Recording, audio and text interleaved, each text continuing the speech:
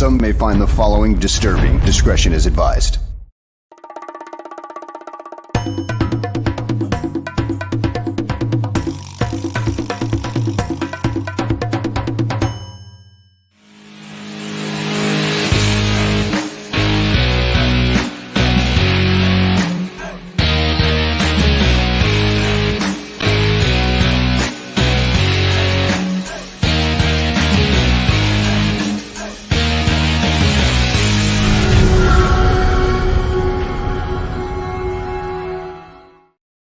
Welcome, everyone, to a new, fresh episode of GTF, Gabriel Talks Football. My name is Aldo Gandia, and we have got a lot to go over with Greg. But very quickly, I want to tell you that immediately after this show, it'll be Bar Down Hockey Talk with Vinny Parisi and Frank Mueller. The guys have a great show planned for you. So if you like hockey, tune in. And if you don't like hockey, tune in, especially for the third period, because they're going to talk Game of Thrones and a lot of other pop culture stuff. So that last third of their show. And then the Mac and Reed show will move to tomorrow because we're making way for Buffon 55's debut next week. John Buffon, the nephew of Doug Buffon, is back, and he's going to bring the energy. He's renewed spirit. He's a lot more positive about the Bears prospects than he was back in January, so it should be a fun debut for him next week. Science Fiction is on at 9 p.m., and then also I want to let you know that the Bear Debate Show will have its third episode tomorrow night. Jack Wright versus Danny Shimon. That should be a good one. But first, you came here to listen and talk with Greg Gabriel. Let me bring him in now. Greg, how are you, my friend? I'm good. How about you, though? You're the one who was under the weather. Yes, I was. Man, I had a hellacious Sunday. Woke up feeling well, and then about a half hour later, I just started vomiting up a storm and rushed over. Making love to the porcelain bowl, huh? Oh, my goodness. I know it well now. Yeah, I hope you feel better. I do feel a lot better. Thank you very much. And boy, we've got a lot to talk about because we haven't talked since before the Seahawks game. But before we spend some time evaluating the play of certain players from that game, I want to play a piece of video for you from someone I'm sure you know very well, a man named Mike Martz, who offered this assessment of Justin Fields and the Chicago Bears. I don't know if I'm going to like this. You know, Fields is a guy that is not he makes a lot of mistakes, not particularly accurate at times. He's not a quick read and react guy, and he's on a horrendous team, talent-wise. Boy, that's I don't know if I've seen an offense that bad in talent since the 0-16 Detroit Lions. You know, they just don't have anybody there. I think if you put Rodgers down there, Rodgers would be last in this list too. You know, so. Wow. I mean, when was that made? This was published yesterday by Mike Martz over at the 33rd Football Team website. Okay. I promised myself I wouldn't swear today. Mike Martz. I read my lips. Has nothing to do with taxes, right? and he doesn't have a little axe to grind with the Chicago Bears, does he? I immediately thought that in the middle of what he was saying. He sounded like a despondent or a jealous. And I got to tell you, because I worked with Mike Martz for a year, and he's a nice guy, but he's like 1,000 years behind the times. He brought his, great offense from the St. Louis Rams here. But the problem is everybody else in the league had caught up to it. Right. And you couldn't, in his offense, you can't audible. You can't, and everybody around the league knows that. Every defensive coordinator knows it. They just gear up, and you saw in the one game, Jay Cutler got sacked, 9 times in the first half or something like this? Screw Mike Martz. The game passed him by. Yes. And I was excited when Martz arrived on the scene because, of course, his work with the Rams was record-breaking, and he certainly sounded like he knew what he was doing. But when what was behind the Greg Olsen trade? Wasn't it because he wanted a blocking tight end and not a pass? Yeah, that's where he didn't, like I said a couple of minutes ago, he didn't evolve with the game. Right. Well, when he had his offense in in St. Louis, the tight end was primarily a blocker. Well, in the meantime, the tight end was starting to become a big part of offenses. This is one of the main reasons we drafted Greg, and he refused to use them. And so, it was like he brings in this big 320-pound tight end who is actually an extra tackle. And I'm 71 years old with coming off a torn Achilles and a knee replacement, and I could run faster than that guy. And shit, it was just old time football. Like when he came out with it, he was ahead of the curve. Mm-hmm. Yes. Then he's way behind the curve, and he's never changed. And he coached in the AAF, I believe. Yeah. He stunk. Their team was awful. Mm-hmm. Yep. Yeah, he never had any other success other than his time with the Rams. Right. And so I don't want to hear about Mike Martz, and I don't want to hear about they don't have this player, that don't have that player. But what I want you to do is hang on to that clip. I will indeed. Because we want to go back to that later in the year. Not that this team's going to be a playoff team, but I think they're going to be a lot better than many of the national media, speaking of the game in St. Louis or in Seattle.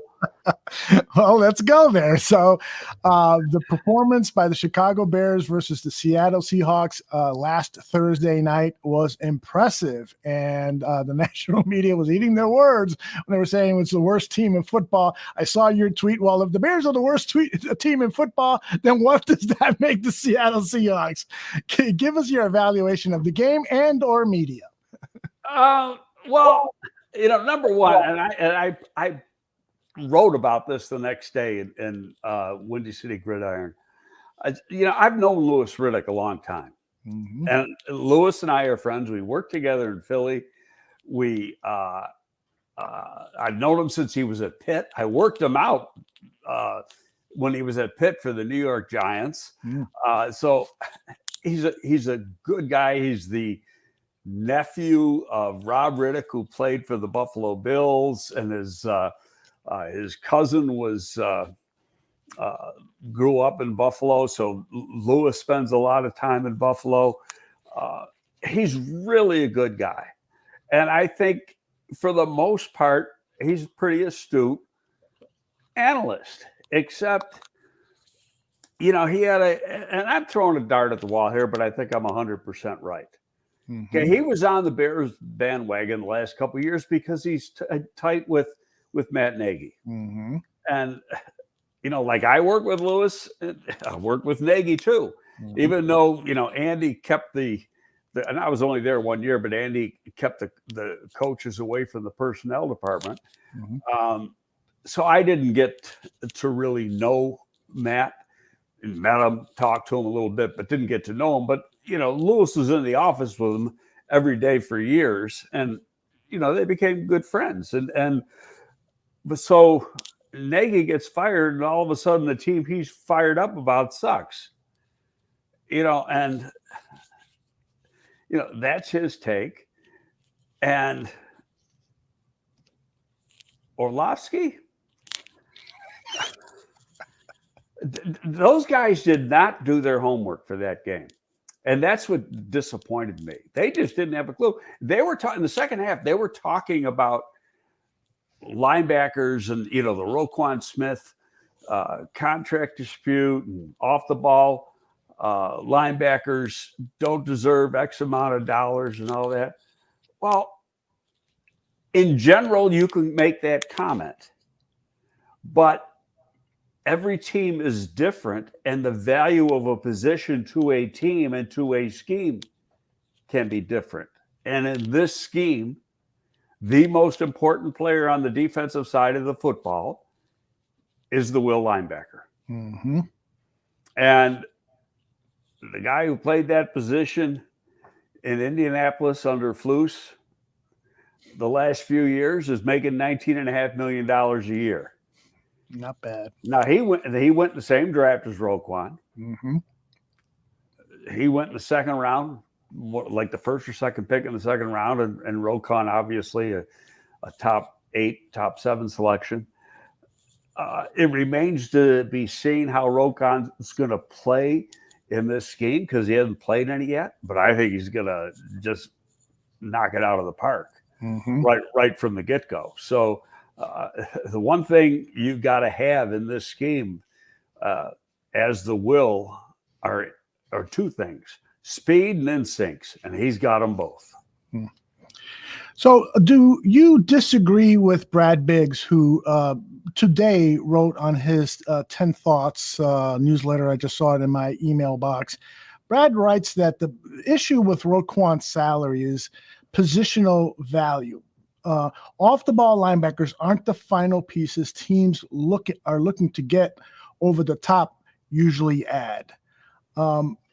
Is that going to be an impediment for Roquan Smith to make that $20 million? Or is this just a wait and see? Let's see how he performs on this defense. And if he performs a la a Leonard, he will be making more than Leonard because it'll be his turn.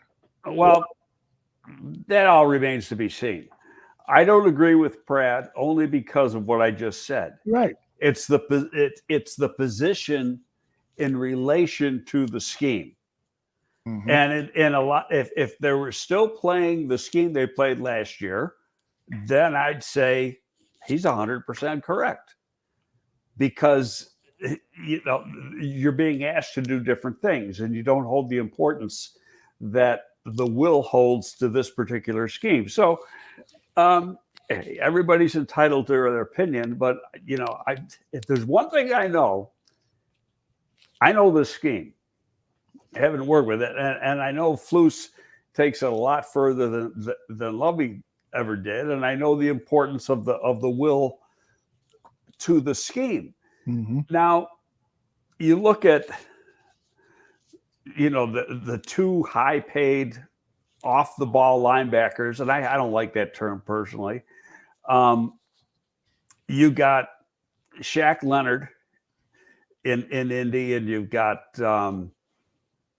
now I've gone brain dead. You got Fred Warner in San Francisco. Warner, yeah. Okay, both are.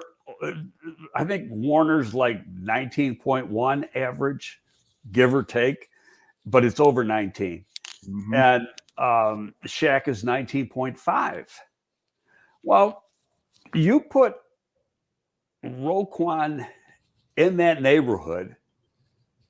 I don't say he's gonna have to beat Shaq, but you got to put him in the same neighborhood, and he's going to take the deal. Now, none of us have seen what the Bears actually offered. There's rumors to the fact out there that it was in that neighborhood, so to speak, but it was back end loaded. And I don't know if that's true. I don't know if it's false, but. And I wrote about this the other day too, because when Roquan when he started practicing, and then that same day he had to sit in front of the media and talk, and then I didn't listen to that interview, but I read some excerpts from it, and he said, well, what did you think of the negotiations? And the word out of his mouth was distasteful. And I totally get that. Why? Because he's doing the damn thing himself, and it's not easy. And I've sat in negotiations before. They're not fun. And when you have an agent, the agent's experienced in doing these types of things. Okay, he knows exactly how the team is going to present their case, and really that's what it is. It's like you're in a court of law. Right. The agent's presenting his case for the player, and he's got his comps, and the team has got their comps. Now they know there's going to be a middle ground, and they're going to make a deal. But their job, Cliff Stein's job, is to make the best deal he can for the club. So he's trying to save as much money as he can. Yeah, and I think, and I'm throwing a dart at the wall here, and I apologize for that, but I think Roquan just thought, okay, I want $19.5, $20 million. They're going to give it to me because I'm that good. It doesn't work that way. You got to work for that, bro. Yeah, yeah. And you're going to hear them insult you. Well, you're an off-the-ball linebacker, most of off-ball linebacker, because they're going to use that argument only because it's part of the negotiation process. Right. And the term take it or leave it is also a commonly used term in negotiations. It's never really take it or leave it, but a lot of people will throw that around from both sides. Isn't that correct? Yeah, it can be, but I don't know if, to me, that's like a last resort type thing. It depends on, who you have negotiating the contract. Now, I've sat in the room with Cliff Stein, and I've talked to agents who have negotiated, multiple contracts with Cliff Stein. And every single one of them, I have never heard a person who sits on the other side of the table say a negative thing about Cliff Stein. In fact, Joe Banner is a friend of mine, former Brown and Eagle executive. And when there was stuff going on with A-Rob last year, he's sending me DMs, why don't they put Stein back in there? He's the best in the business. Now, this is a guy who is, and let me preface that a little bit. Stein is originally from Philly. He went to Temple. And so, and he was Stein was an agent himself. So he knows that role. And being that he was in Philly, he was one of the guys that I think Joe took under his wing and tried to help when he was a young agent. And so, Joe has has taken a liking to him.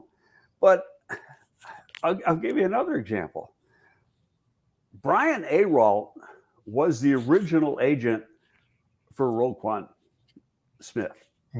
Okay, and Todd France was involved too. Brian and Todd were partners. They are no longer partners. Why? Because they had their own. It goes way back. Terry Pagula, who owns the Buffalo Bills and the Buffalo Sabres, he owned the agency that, and his two agents were Todd France and Brian Arol. Brian's originally a Buffalonian, played quarterback at the University of Buffalo. And when Pagula bought the Bills, he had to sell the agency. So I think they bought it themselves and then merged with CAA.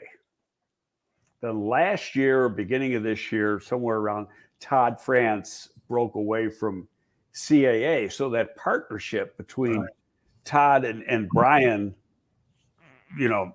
obviously dissolved. They had, some of them had clients by themselves. Some of them were joint clients, like they had the Bosa brothers. Now who was the primary guy? I don't know all that. I think in Roquan's case, Brian was the primary agent. Brian did not like the former negotiator here, Joey Lane.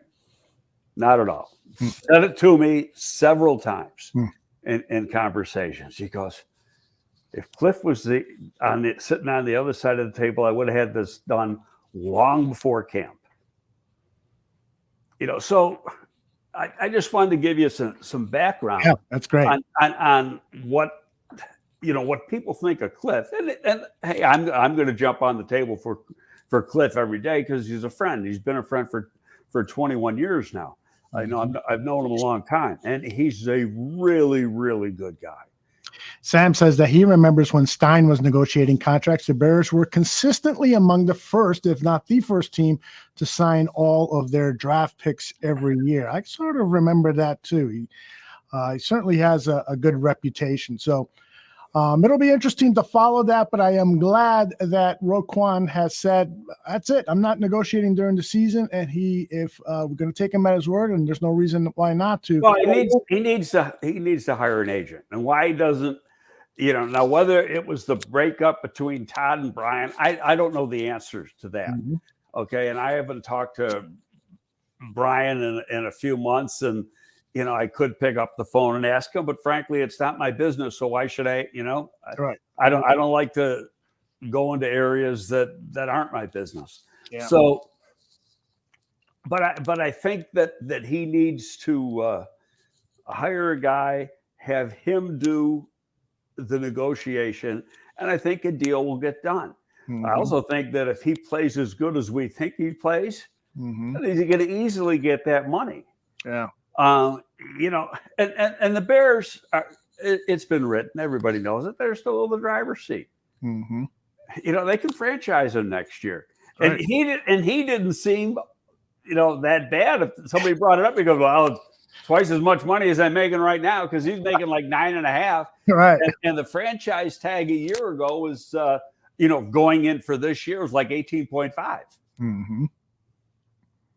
Yeah, I was surprised at his reaction too regarding the franchise tag. It sounded like, sign me up for that immediately. Want to talk about the offensive line and their performance against the Seattle Seahawks. I've read all sorts of things that they were improved, that they were awful. It's almost the narrative now is that the offensive line, no matter what happens, is just going to be putrid this season. What did you think of Tevin Jenkins at right guard, and what did you think overall of the play of the offensive line in Seattle? I thought, well, first of all, the center, the left guard, and the left tackle played that one series. That was it. Yep. So they were out. Braxton Jones, Whitehair, and Mustipher. And for all the Mustipher haters out there, he played pretty damn good. Because I looked at, it was only 12 plays or something, but he didn't miss a block in those 12 plays. Got out to the second level. Tevin Jenkins played excellent. I had one missed block. He got beat to the outside, and pass pro gave up a pressure. I think in his second series, not his first series, because he played most of the first half. Aside from that, he played really good. Dan Durkin put out a video. I don't know if you've seen it. It's on YouTube. I just put it out like a day or two ago. It's every snap that Tevin played last week. I'll look for that. And it's like Chicago Bears preseason, Tevin Jenkins snap by snap or something like that. It was on Twitter. I saw the link on Twitter, so then I just wrote down the link and then got on my iPad and watched it, because I could do the same thing at home. It's just the TV tape, but you're just concentrating then on one player. He puts the arrow on him. He played really good. And when you factor in that he had 2 days of practice, that's it at that position, it's freaking amazing. Yeah. And there was times, and I don't know. Did you listen to Mustipher's press conference yesterday? No, I missed it. Okay. Well, Mustipher was, talking about loafs and stuff. And I don't know if he was mentioning, I think it was from practice, or it might've been the first game, but he got graded with 4 loafs. And it really kind of upset him, because you got to go all out, snap to whistle, or they give you a loaf. Well, there's some plays. If you go back and you just concentrate on the 30-something plays that Tevin played, there's plays when he's knocking the dog shit out of people 7-8 yards down the field. Yes. And he's just, he's going snap to whistle. And, which brings me to the point is, and again, I'm throwing a dart at the wall. I think all this stuff from a few weeks ago was a on-purpose motivational ploy. I was thinking about that yesterday, Greg, that you had said that, I think a show or two ago, that all of that hoopla regarding Tevin Jenkins might have been a kind of a planned approach by the Chicago Bears to just fire something up under his butt. Well, there goes I'm not going to swear on the show. Hey, son, shitter, get off the pot here. Play up to your ability. They know he's got talent. And now, I'll tell you, when you watch it, he's got enormous talent. Now, I'm going to wait a little bit, see what he does in regular season games. But there's a guy, when you watched him on last Thursday against Seattle, there's a guy you could compare him to. But I'm not going to say anything else until we see it for real in the regular season. Okay. And then we can close the book on Tevin in a bit. How about then Schefter comes out Saturday and says he's still on the trading block. Yeah, so somebody's giving Schefter bad information. And I'll tell you, and you know, I wrote about it. Mm-hmm. I tweeted it. You're not going to waste. The last thing you're going to do, or a coach is going to do, is waste his time, waste his group's time, and waste the team's time for a guy and put that guy with the ones to have him be on the trading block. Mm-hmm. That means they're not planning on being there. Why they having him practice with the ones? That makes just total sense. I mean, you know, yeah. That goes back. That's before football 101. Mm-hmm. That's like football 1. That's right. You know, and somebody said, well, to get him exposure. Well, you can get him exposure working in the second half with the twos. Exactly. It'd be better. Right. You know, so then that's the exposure. But he's taking a valuable practice time because the ones get 80% of the damn snaps. Mm-hmm. Yep. If not more now, because now you're getting into game plan week. You know, so really the ones are going to get more like 90%. Mm-hmm. Yeah, I saw you wrote that over at Windy City Gridiron. I thought it was a great point. And everyone listening on the audio podcast, make sure you get over to windycitygridiron.com and check out Greg's writing there. It's really fantastic. All right, so what about Justin Fields against Seattle? He played that first series. I think that some of the criticism that I read about him was much more related to pressure and him being forced out of the pocket too quickly. I didn't necessarily think the offensive line was terrible, but what are your thoughts? Well, there was one pressure where it was a blitz. Mm-hmm. And, you know, and Khalil Herbert was in there and he didn't pick up the blitz, not that play, but there was another one. Right. It was coming from the defensive left, offensive right side, mm-hmm. where the guy came up in his face and Khalil just didn't pick up the blitz. Mm-hmm. Did he leave a little bit early? That was the one play. Can you play that one over? Sure. That might have been the play where Tevin, I thought, got beat to the outside. No, that's not it. Yeah, I don't have them in order, but it'll pop up here in a second. Let me see. It's the next play after this. Yeah, that's not it. Yeah, because he got over. That was an outside guy that he picked up. He did actually. That's it right there. Right. Okay, that's the only play that I gave him a negative grade for. And actually, Justin could have stepped up on that. Mm-hmm. Because Tevin recovered quickly enough or quick enough to allow Justin to step up in the pocket and make the throw. Mm-hmm. But he made some good throws. He had one freaking drive. They got down. They stopped the third and short on the swing pass to Khalil Herbert. It was a really good play by the defense. They got their 3 points. It's the opening drive of the game. You got 3 points. That's a positive. Mm-hmm.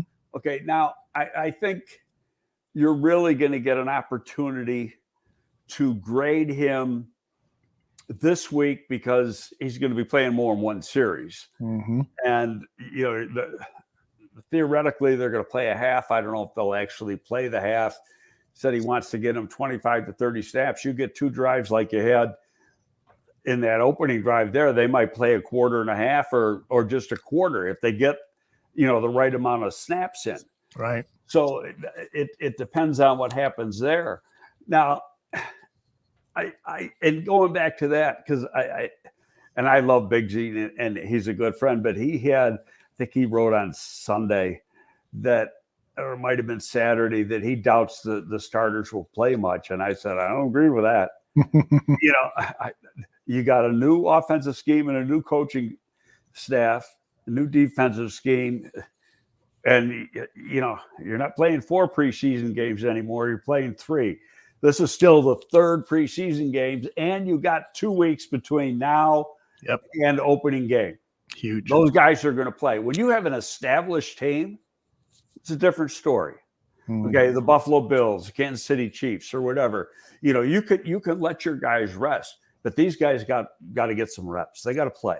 They got to learn to play together, especially when the offensive line, as we see it right now, they've played 1 series together in a game. That's it.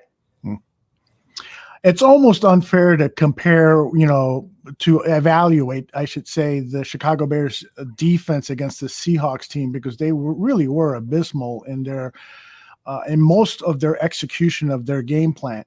But share with me, what were your thoughts overall with the Chicago Bears D? I love the way the defense is playing. They're aggressive, and even the starters, and there's guys that didn't even play, but then there's starters that played a little bit, and then but the backups played most of the way. The guys who are impressive are the backups. Those guys are flying to the ball. They shut down the Seahawks. They played most of the game. They shut them down totally.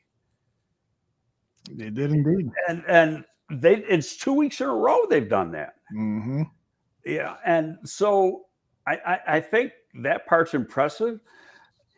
Part of the thing I wrote in Windy City Gridiron, I said, there's guys that haven't even played yet. Roquan hasn't played. Mario hasn't played. When are these guys going to get in?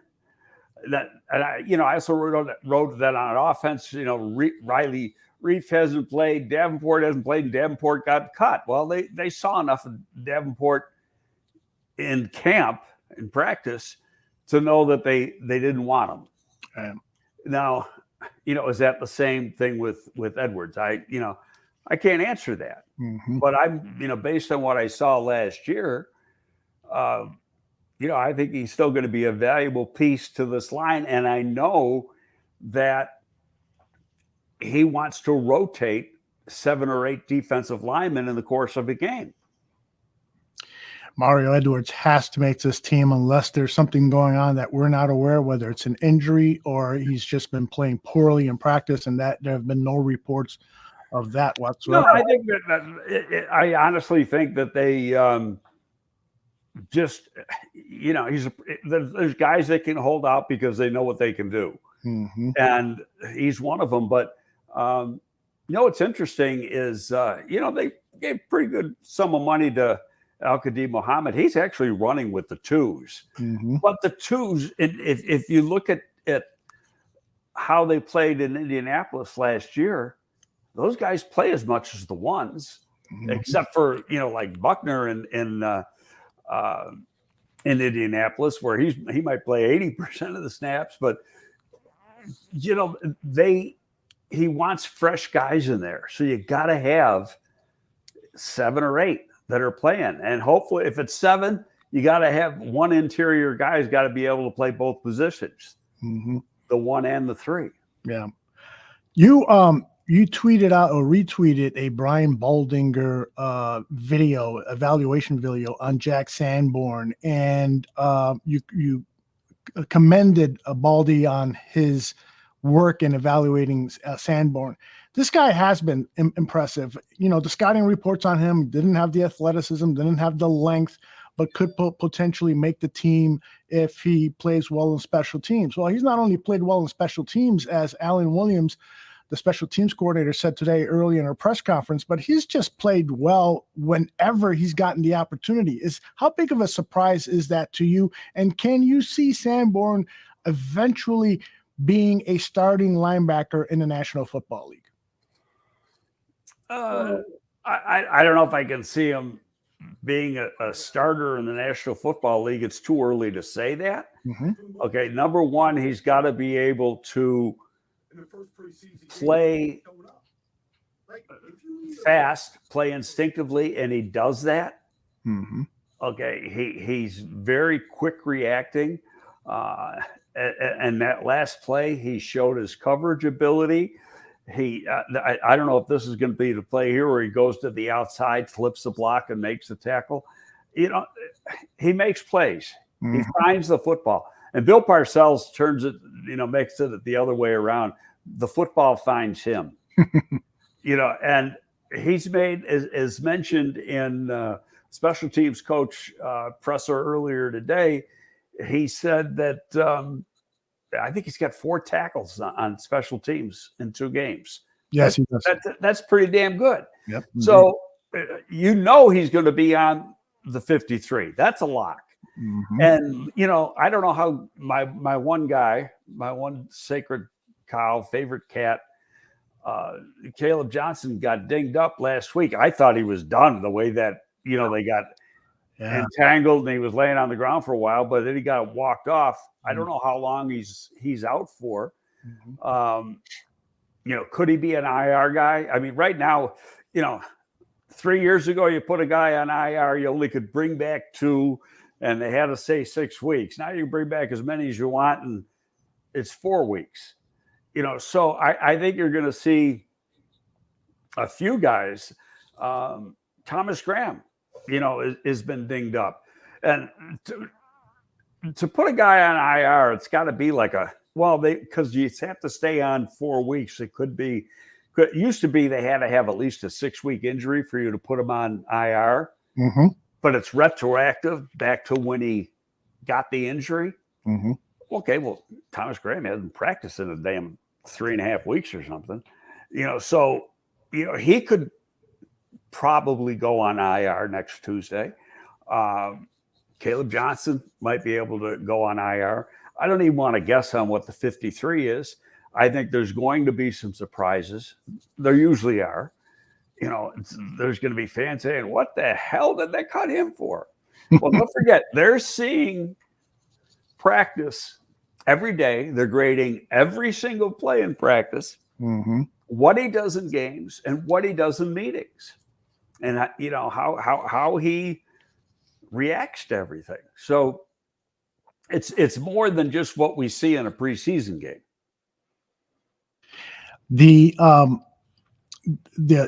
cuts have been announced, at least 5 of them. The team still is at 80 players and still need to get to 53 sometime next week. So next Tuesday. Next Tuesday at 3 p.m. Central. So the biggest name was Daz Newsome, the 6th-round draft pick wide receiver who was having issues with the ball. Are you surprised, or can you see? I mean, Newsome was released last season and came back. Can you potentially see the Bears taking a look at him again, or is he done with the Bears? I think he's done. Yeah.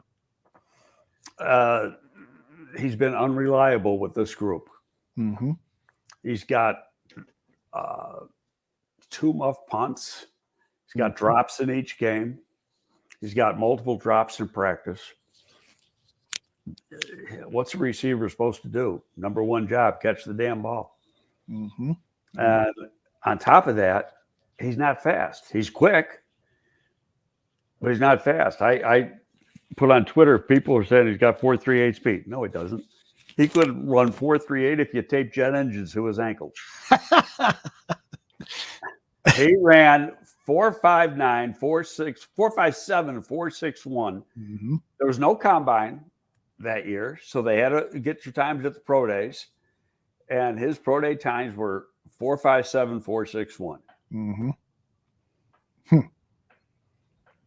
So bye-bye. Speed is everything in this league. I mean, if he was reliable, be a different story, but he's not reliable. Yeah. Yeah, I think I mentioned it on our last show. Even well, no, it wasn't on this show, but I mentioned it recently. Even on the touchdown that he caught, he kind of bobbled it, double caught it, and he was lucky he established firm possession before getting out of bounds. So good luck to Daz Newsome and his future endeavors. Let's get to some questions here because there's some of them are related to what we're talking about, the wide receiver position. Tareen asks, should the Bears take a look at the former Cincinnati Bengal was released yesterday, Auden Tate? No, he can't run. He cannot run. Another guy who just doesn't have the speed for this game. No, and you've got two big. He's a tall guy, right? 6'5". Okay, big. Okay, you got EQ, and you got N'Keal Harry, who will be back sometime. He could be another guy that's placed on IR next week if he's not going to be ready to go right off the bat. You know, we're not going to know the answers until, you know, for 6 more days. Right. No, but will they bring in? Will they claim? Well, let me explain how waivers work. And I know a lot of people already know, but just so we got it out there. Right now, the only people that go through waivers are people that are not vested veterans. So they don't have 4 accrued seasons in the league. They have to go through the waiver process. If a player has 4 accrued seasons, like Davenport got cut yesterday, he did not get waived. He got released because he's a vested veteran. He could have signed a new contract with another team last night. He does not have to wait the 24-hour waiver period to see if you get claimed. Right. He can't get claimed. He's a free agent at 3:00 Central Time of the day he gets released. And at 3:05, if he wants, he can sign with another team. So that being said, there could be some veteran receivers now, and that's what the pro department does now is they prioritize guys, and could be guys they're going through all the rosters, and they're anticipating this guy's going to make it, this guy's going to get caught or whatever, and they got their priority list of guys in certain positions that if in fact they become available, they might want to go after. And now I'm drawing a blank on the name. Wide receiver played up in Green Bay, plays for Buffalo now. Let's see. Buffalo. Somebody in the chat room will come up with that instantly, I'm sure. Come on, chat room. He's on the bubble, but he also, he's a big X receiver. And he is it Cromwell or something like that. He played at Wisconsin. He played at a small school. Yeah. Kumaro. I said Cromwell. Kumaro. But he knows the scheme. He can play on specials. He could be a guy that if get released, because the Bills got a young guy they drafted 2 years ago. His name is Higgins from Oregon State. And he was dinged up both his first 2 years and on IR and practice squad stuff. And the opening preseason game, I think he had 8 or 9 catches. And then he followed it up with a good game last week against Denver. So Kumaro could be a bubble guy. And he's obviously well known by Getsy. So could that be a guy that if he comes free, they'd be, I'm throwing a dart at the wall. I don't know. Sure. That's up to the coaching staff. But it's a guy who, in like one practice would be up to speed. As far as what they're being asked to do. So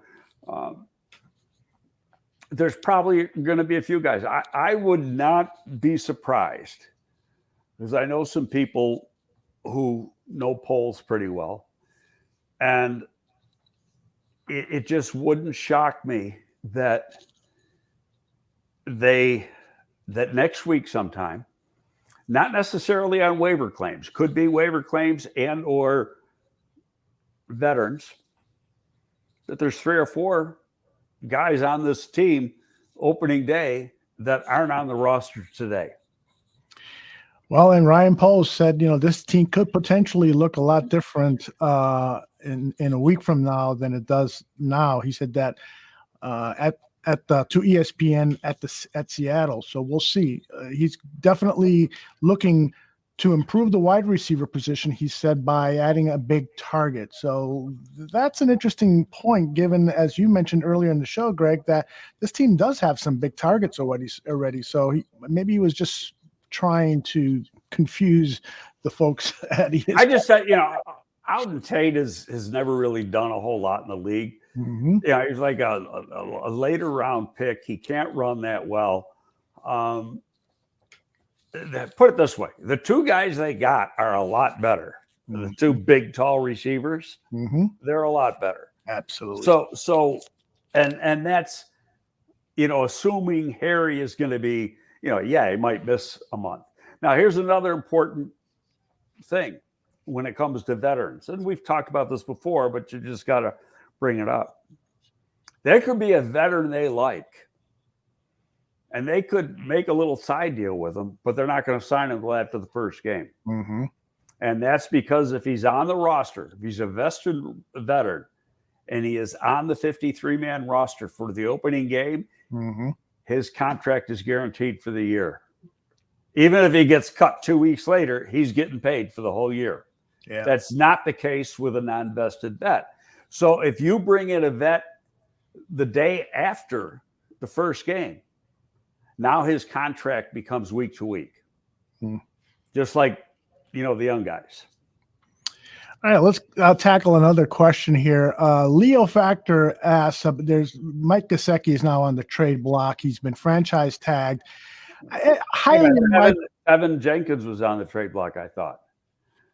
Kevin, I don't believe half those stuff they say they're on the trade block. Yeah, he's franchise tagged, and so they're probably having negotiations issues, and so they can't negotiate now on a franchise tag. Oh, okay. July 15th was the drop dead day. Okay. He's got to pay, and who, I don't know what the franchise tag is for a tight end. You'd have to look it up. What we're talking, they got to pay him. That's guaranteed money. He signed the tag. Right. Okay, so whoever trades for him has got to pay, that sum of money, and it's guaranteed. Mm-hmm. So, a lot of times you put stuff like out there like that, let it leak just to see if you get some ridiculous call. Mm-hmm. But Gesicki's been a pretty good player. Mm-hmm. Okay, and if you keep track, DK Metcalf, he was going to get traded. McLaurin in Washington, he's going to get traded. Yeah, bullshit. They don't get traded. Mm-hmm.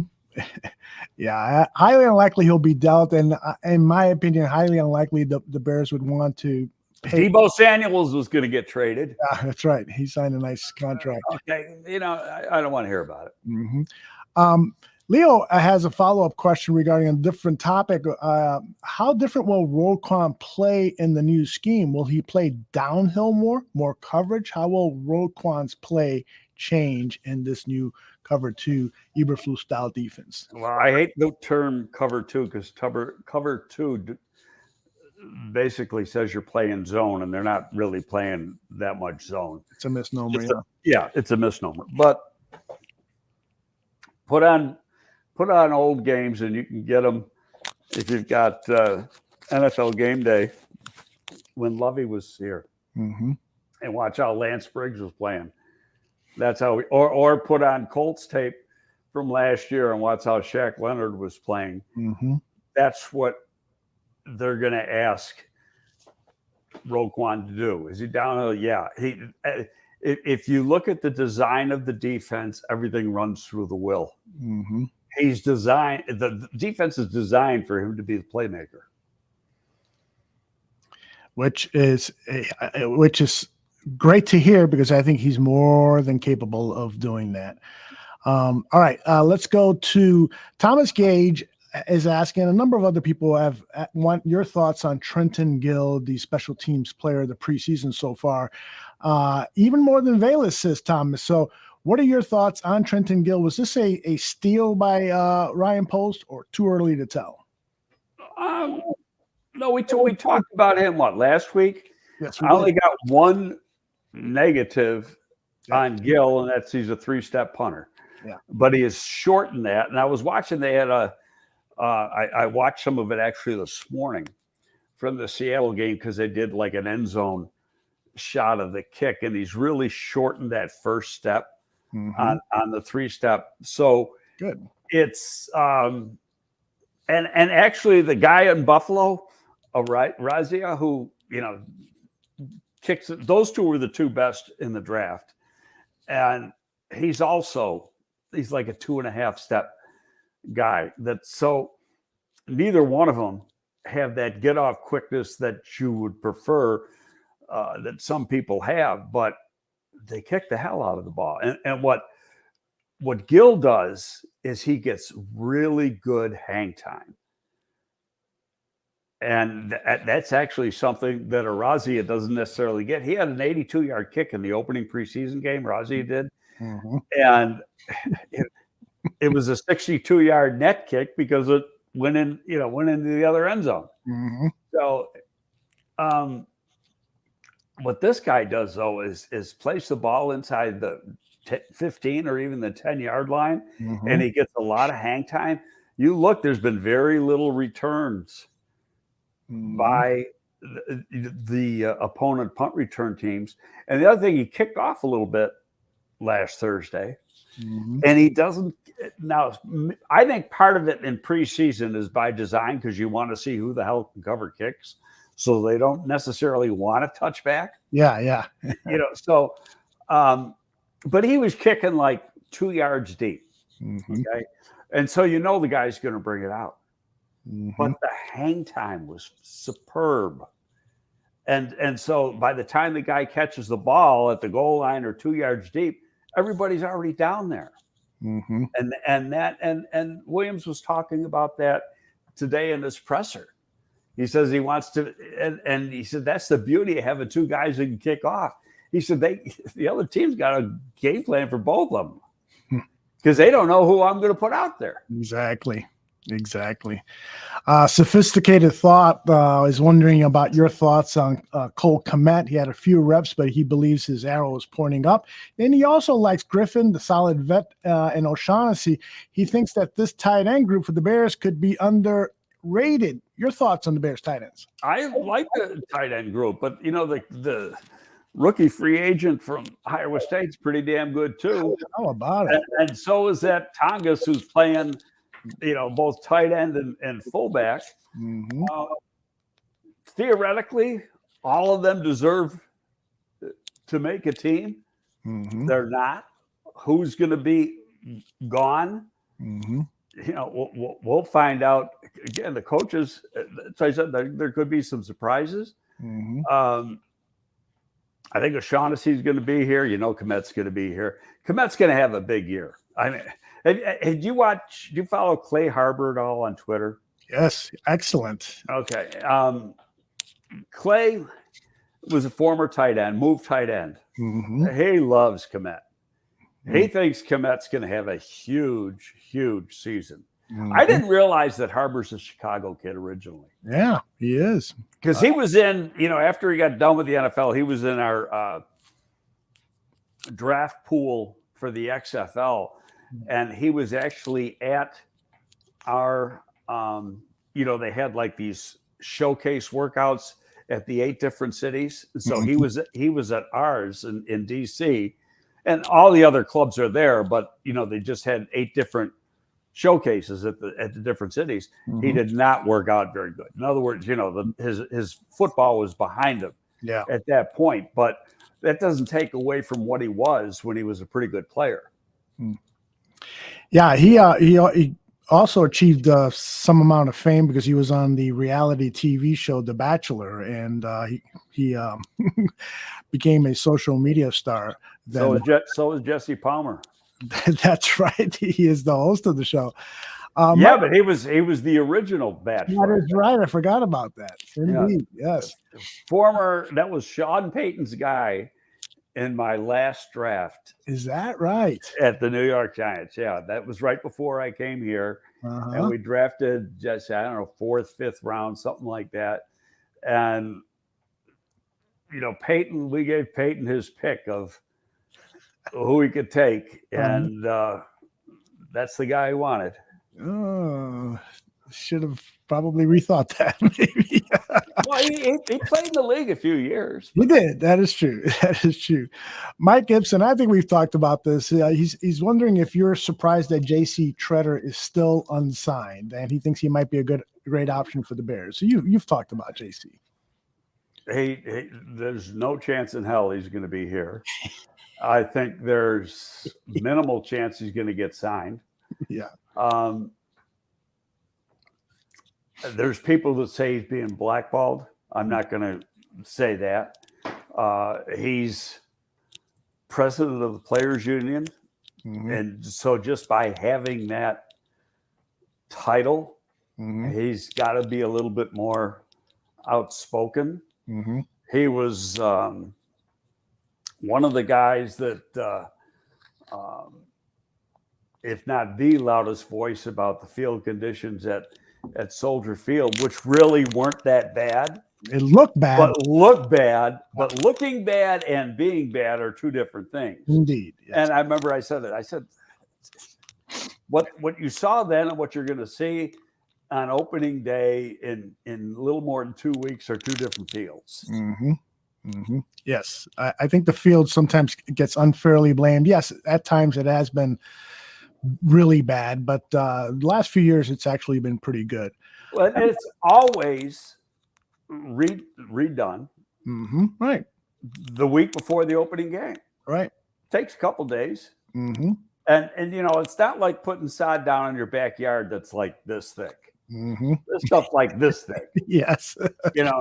And quite the job. Yeah.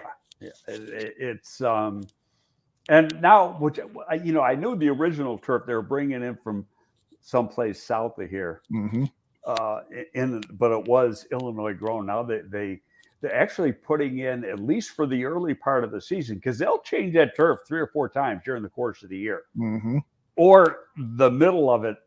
Sometimes they just on the outside of the hash marks. Right. They'll do there in the middle and what's ever worn. But they're going to be putting in a Bermuda type grass for at least the opening part of the season. Now, Bermuda, you get into October, Bermuda gets brown. Yes. Okay. And if you ever go down south and you look at a golf course, every golf course you look at, it's got brown fairways because they're all Bermuda grass. That's right. And, so I can't see that being in here in November. Mm-hmm. And not just because you can always paint it, not the color. I just don't know if it's going to wear good. And I don't know, we'd have to have my guy from the Bears on here. Oh, what's his name? I'm forgetting his name, but yeah, he is superb when it comes to, he used to be a golf course superintendent. Yeah. I mean, he knows how to do things. But it really surprised me when I saw that they're putting in a Bermuda grass. Yeah, that's kind of a surprise. Know what you're not going to see with the Bermuda? You know how you got the like stripes, so to speak, right? Like in a baseball. You're not going to see that Bermuda. You can't really do it as well as you can with a ryegrass or a Kentucky bluegrass. Mm-hmm. All right. You were going to get your Weekler Dieter Iceland question. What'd you think about him? I thought he had his best game as a Chicago Bear against the Seahawks. He played center and he played damn good. Yeah. I was like, wow. He played so much better at center than he did at guard the previous week. Mm-hmm.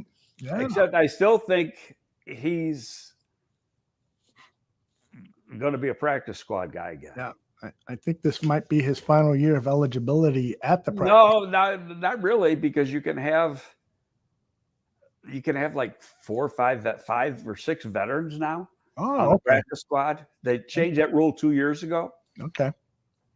Used to be you could have like 3 years, but now they've changed that. And like the quarterback, like Peterman will probably get cut and be put on the practice squad, even though he's already, a 5-year vet or something.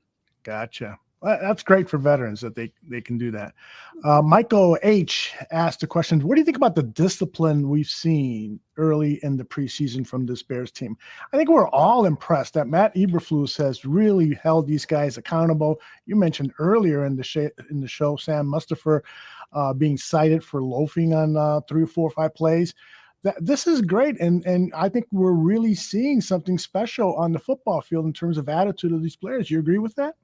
Well, I tweeted it out after the game on Thursday. How about this? You know how many penalties they've had in 2 games? 8. Oh my goodness, that's great.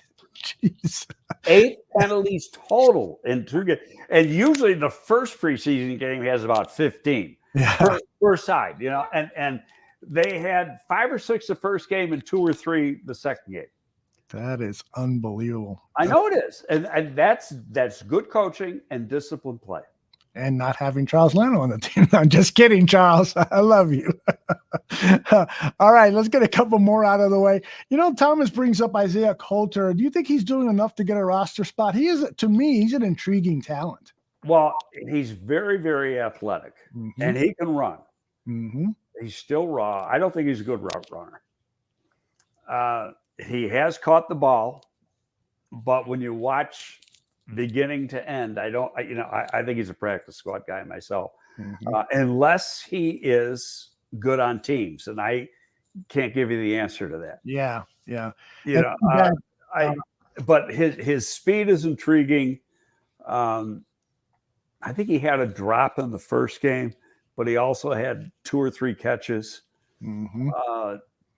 He had that one play that was not challenged, and to me on the replay, it looked like he made a clean catch. He in the Seattle game. Yes. That and you know, I don't know if anybody ever asked Flus about that.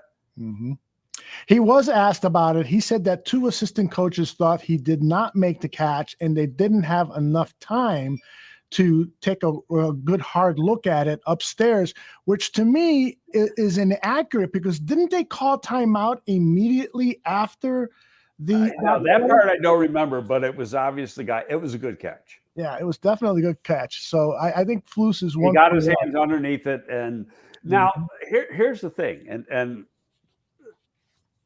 is that when you're in an opponent's stadium, you don't necessarily see the replays as quickly as you see them on TV. Great point. So, you know, they can be a little slow getting those things up. And interesting. I know it's true. I mean, because I remember, you know, when we were here with Jerry and they're talking with Jerry, what the hell they get those things up so fast for? You know, slow it down. Especially when it's going to benefit the other team. Yeah.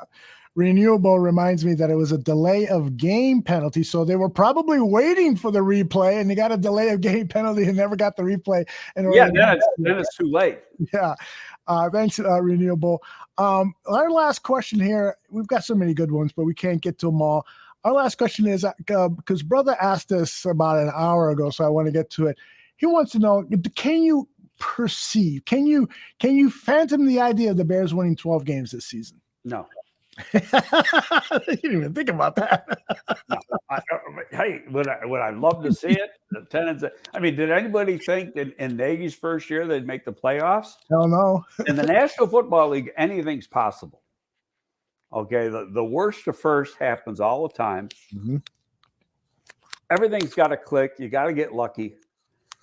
And you got to keep people injury free. Yep, that is the key. And my thought is, if they get off to a fast start and they can win those first 2 games, surprise Green Bay week 2 on Sunday Night Football, and surprise a 49ers team at home with a new quarterback who. The reports out of San Francisco is he's not exactly Trey Lance is not exactly headed to the Hall of Fame after his preseason play, but so those 2 games could be potential upsets, and then the schedule gets a little easier. Well, first of all, I don't know why it'd be an upset. San Francisco Well, I guess they were a playoff team last year. I think they're going to beat San Francisco. Wow, I love. Hell, they should have beat them last year here. Very true. Okay, and they didn't have Lance playing quarterback; they had Garoppolo. So I think they're going to beat San Francisco. Green Bay is going to be a different story. I think a lot of it. I love that Aaron Rodgers is pissed off at his receiving corps. Yes. I saw that tweet. No, I said the one thing, Randy Mueller, who's a former GM of the Saints and down to the Dolphins, and now he's working in the XFL. And Randy's a really good guy. And he's a good friend. He said something about it, and I said, well, it's got to be true. He said it. That's right. Aaron Rodgers, was asked, do you think missing the OTAs might have hurt the chemistry with the wide receivers? And Rodgers said, absolutely not. And of course it hurt. You got all these new receivers. Every snap counts. And your buddy said that. And so your reply tweet brought a smile to my face and a chuckle. Very good stuff. Yeah, but some guys said, well, just because they said it doesn't mean it's, like he took me seriously. I was saying that very tongue in cheek. Yep. Of course. All right, we've got to rush out of here. Vinny and Frank are backstage, and they're raring to go for their ice hockey show, NHL Talk. So that should be great for all of you hockey fans. Stay on for just a second when we get off. Greg and I are going to talk about next week's schedule, which we're thinking about doing 2 shows next week because of all the news that should be coming down with player personnel decisions. So we'll make a decision on that and then let you know via social media. Greg, you're the absolute best. I am so glad that I'm back here talking football with you. And for all of you barflies. You didn't puke on screen, so we're ahead. That's right. And I never wanted to, so that's a small victory for me. So for everybody here at the Barroom Network, for Greg Gabriel, GTF, thank you all for watching. And let me roll the final video, and away we go. Bye-bye, everybody.